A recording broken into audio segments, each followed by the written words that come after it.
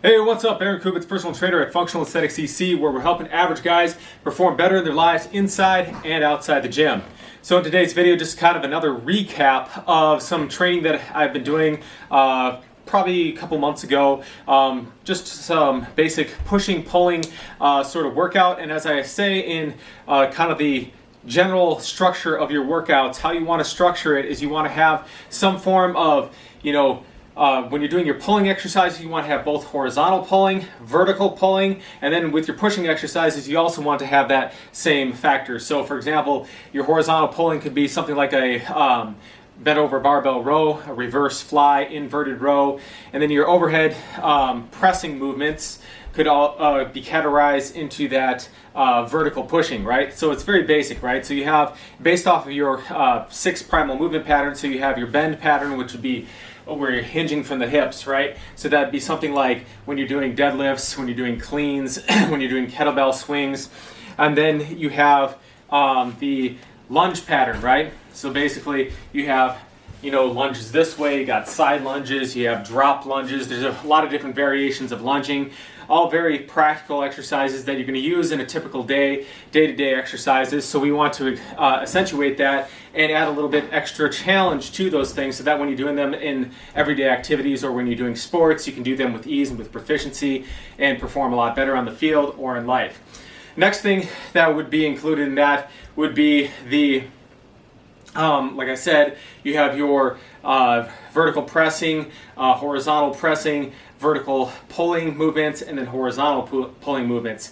And then capping it all off, you're going to have twisting movements, right? So traditional bodybuilding exercises, a lot of times they leave out the twisting or they'll separate it and do it as something entirely separate exercise. So for example, you'll be doing crunches and you'll be doing like a twist or something like this, right? And there's nothing wrong with that. It's fine. It's good for actually activating that core, working those obliques and stuff. Or you'll be doing something like with a Russian twist where you're sitting and doing a sit-up and you're doing the, moving the weight back and forth across your body. But what I actually prefer to do for the twisting pattern is to actually integrate it with the lower body and the upper body. Okay, now this video is not specifically meant to be talking about all these movement patterns and the specifics of core training. It's actually, as I said, more of a pulling, pushing vlog, kind of a recap of just a workout that I was doing a couple months ago and stuff. But just figured for those of you who aren't familiar with the primal movement patterns to just kind of recap this so you kind of understand what I'm talking about in future videos.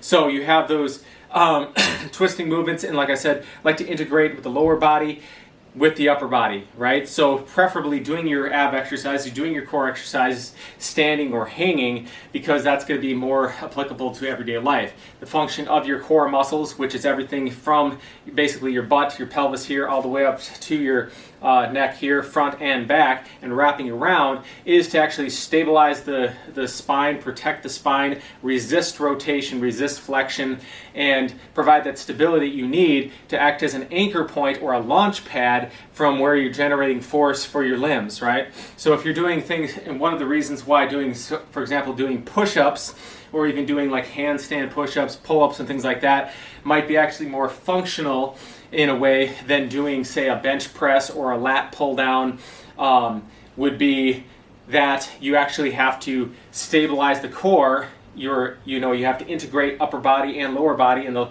lower body has to be stabilizing and transferring that energy between upper and lower body while you're doing it. Whereas when you're on a bench press, it allows you to move more weight, which is great for bodybuilding exercises or powerlifting, right? You're going to get much stronger and you're going to have the potential to build more muscle because you can actually be in a more stable, braced position when you're doing a bench press. But because of that, maybe when you go out there and you do everyday activities, you can't actually efficiently transfer that strength that you've gained in the gym to everyday activities because you don't have that ability to transfer or to stabilize the core while you're doing that movement, because while the chest and the triceps and the shoulders have gotten really strong, they've outpaced the strength of the core, so that the core is, like the old saying goes, you're only as strong as your weakest link, right? So if your core is like a canoe, right, and then you have like a big old like cannon for like a battleship or something mounted on this thing, and you fire it, it's just going to sink the canoe, right? Same thing with the body. If you have all this strength in your external muscles, right? But then the internal muscles, like the transverse abdominals, your multifidi in between the spinal column and stuff like that, those ones are not equally strong as those muscles like your the prime movers, you know, because you've been using basically mainly machine exercises where you're in a stable environment. Then you stand the risk of actually injuring yourself while you're playing sports and doing everyday activity, because you think, man, I'm really strong because I can bench press 300 pounds in the gym, or I can, you know, deadlift all this weight, or I can leg press 1,000 pounds or something, but you go out there in everyday life and it's not transferable because stable environment versus unstable environment. So you want to train both, ideally, and that's kind of my philosophy here. So without further ado, we'll get into the video. It's just kind of a recap of some training I'm doing that kind of blends all that idea together, pushing, pulling, which is actually, by the way, a very good way to superset your workouts. If you're really short on time and you want to get the most bang for your buck, is to actually do a workout where you're pairing opposing muscle groups. So for example, if you're doing a biceps curl, follow it up with a tricep press down. If you're doing a bench press, follow it up with barbell row. If you're doing pull-ups, follow it up with overhead pressing. Sometimes though, you actually want to stretch out those lats a little bit, because if your lats start getting a little bit tight, it can inhibit your overhead pressing, which could therefore actually decrease your strength and your ability to actually perform the overhead press. So that might be the one exception there. And then at the end of the video, obviously adding in those accessory exercises. You know, a lot of times people do these concentration curls, or, you know, burnout sets and stuff like that, or, you know, all the ab exercises and stuff more towards the beginning of the workout. You want to wait until the end of the workout. You want to do all the exercises that require the most energy, like your squats, deadlifts, bench presses, overhead pressing movements, early on in the workout. Pull-ups could be included in there as well, because those are going to use a lot more energy because they use a lot more muscles all at the same time.